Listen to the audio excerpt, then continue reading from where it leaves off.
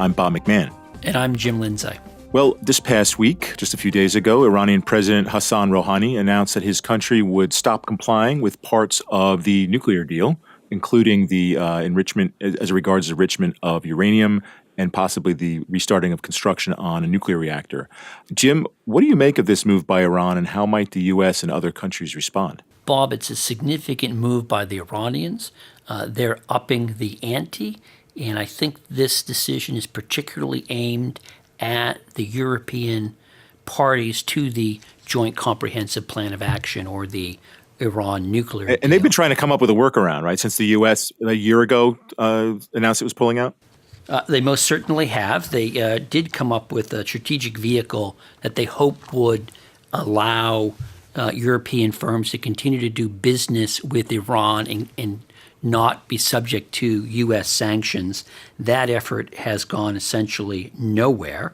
And so I think what you're seeing Tehran do is to say, we signed up to this agreement. We gave up certain sovereign rights in exchange for promises to have certain economic benefits delivered. The Americans walked out in the agreement. We're not getting the economic benefits we're promised. So why should we abide by the terms of the agreement? So did the Europeans were going to come up with some sort of device, some sort of financing vehicle that was going to allow them to do business with Iran that worked around U.S. Treasury sanctions? Is that something that just was not sort of didn't get going out of the gates?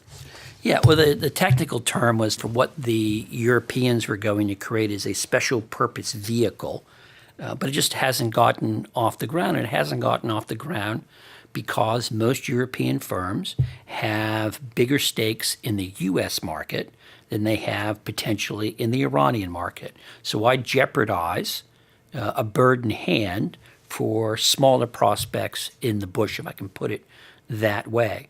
Now, the Iranians, again, are trying to change the terms of the conversation, and they're hoping to put more pressure on Britain, on Germany, on France, to find something to deliver the benefits that the Iranians are promised under the terms of the deal. And again, the Iranians have taken a small step now to back away from the agreement. They're not leaving the agreement entirely, but they put on the table the potential that they will take bigger steps down the road. The small step right now is that the Iranians say they are not going to stick to the limits on enriching uranium and producing heavy water.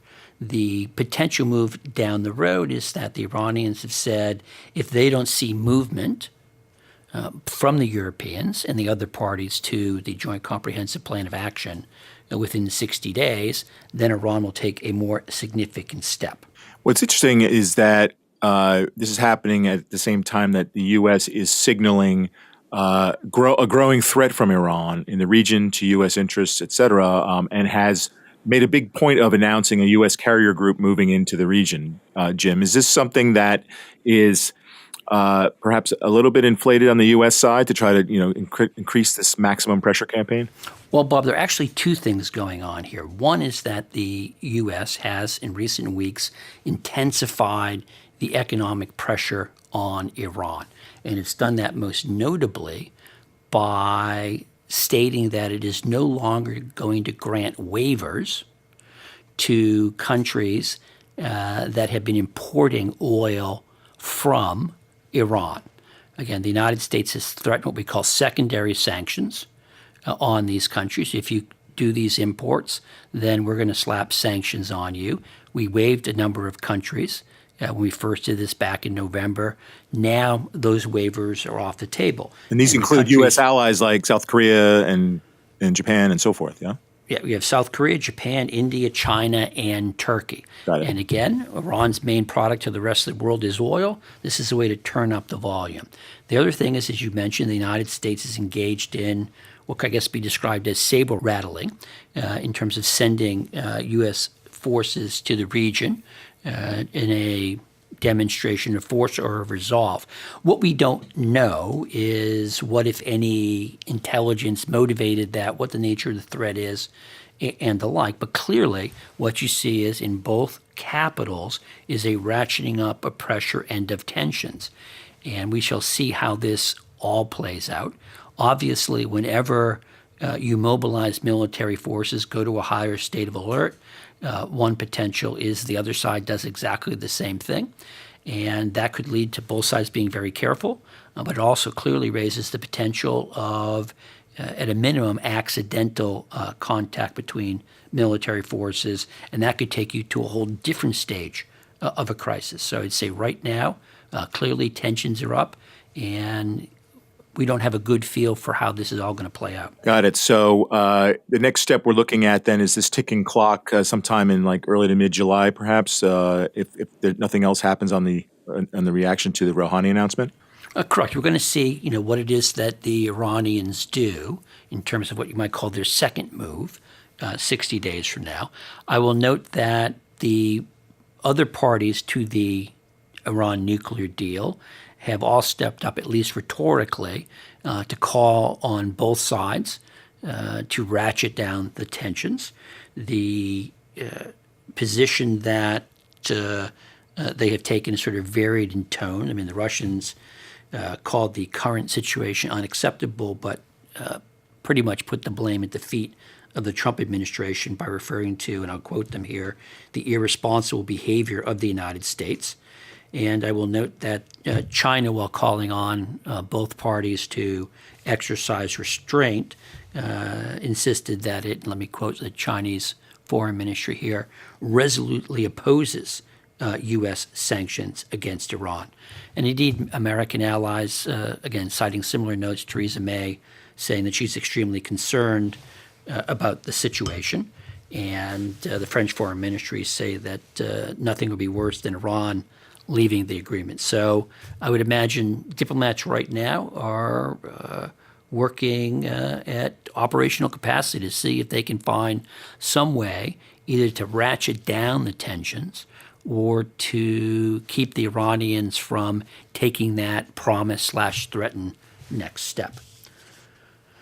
Bob, let's move on to our next topic. This coming Monday, May 13th, Viktor Orban, Hungary's far-right prime minister, is set to visit the White House and meet with President Donald Trump. Now, the Obama administration shunned and criticized Orban for what they called his anti-immigration rhetoric and for what they argued was his efforts to weaken democratic norms in Hungary. So this is Orban's first trip to the White House. Does this mean, Bob, that we're seeing a thaw in relations between Hungary and the United States? Oh, I think it's fairly safe to say that, Jim. You have in Viktor Orban someone who has been an open fan of President Trump's rhetoric and approach to sovereignty, to migration issues, and I think he has been eager for such a meeting. And I think it's a goal of his that will be met once he gets to the White House. We've seen warm meetings happen not too distant past with other leaders like this. Think of the Brazilian president who recently was in the White House, had a very warm encounter with the president. And so it's interesting in that, well, first we should lay out what's supposed to be on the agenda. Hungarian officials have provided a little bit more information on this. They've mentioned that energy security, defense cooperation, bilateral relations, and regional security will be on the agenda. You could say that about a lot of encounters with visiting heads of government or state to the White House. But it's happening just ahead of European Parliament elections, which will be very closely watched to sort of catch the tenor of what's going on in Europe, especially as it relates to far-right forces and nationalist forces. And it's worth noting that Viktor Orban has removed his party from the coalition that was running in the European Parliament elections. This is the European People's Party.